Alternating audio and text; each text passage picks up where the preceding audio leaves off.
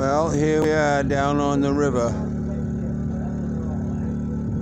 checking out the ice fishermen once again. It's 5 o'clock Saturday afternoon, February 3rd.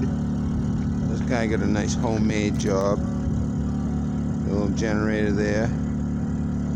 He's got the country music going. Must be from here.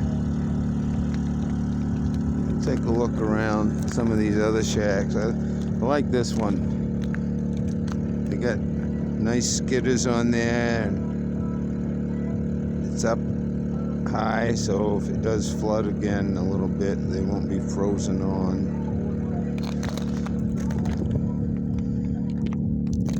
Here's a cute one.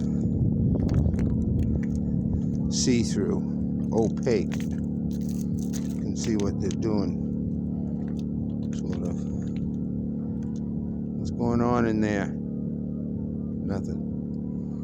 And we get the semi-camouflage jobs over here. There's some real big units here this winter. A lot of them. The black one looks like it's a game of chance.